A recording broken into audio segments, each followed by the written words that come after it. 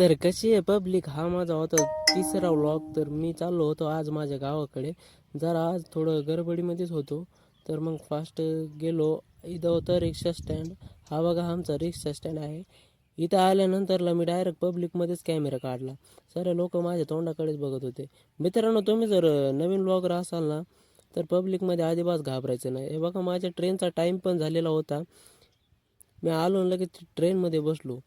ट्रेनमध्ये बसल्यानंतरला एकदम बाहेरचं वातावरण तर एकदम भारीच होतं बरं का मित्रांनो.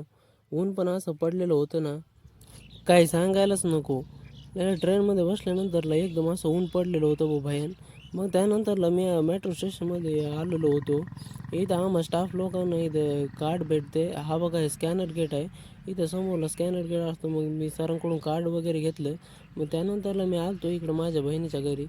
मग इथे थोडी शॉपिंग वगैरे केली. गावाकडे जायचं आहे म्हणल्यावर थोडी शॉपिंग तर करावं लागेल ना मित्रांनो. दाजी तर म्हणलं तू नुसता कॅमेरा फिरवतो. अहो दाजी म्हणलं याच्यामध्ये व्हिडिओ शूट करण्यासाठी व्लॉगमध्ये असं कॅमेराच फिरावा लागतो म्हणलं.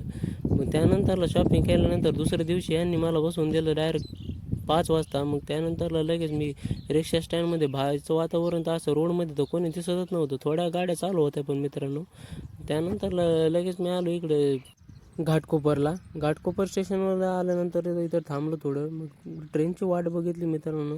लगेच मग माझ्या ट्रेनचा पण टाईम झालेला होता. ही होती घाटकोपरची लोकल.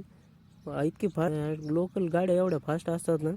त्यानंतरला लगेच मी आलो इकडं ठाण्यामध्ये आपल्या गावाकडे जाण्यासाठी ट्रेन भेटते मित्रांनो. त्यानंतरला लगेच मी आलो होतो जालन्यामध्ये. मला तर पहिला दुसरा तिसरा व्लॉग होता, तर मला काही सुधारतच नव्हतं. मी डायरेक्ट इथला काढला आणि डायरेक्ट आमच्या गावातलाच व्हिडिओ काढला. तर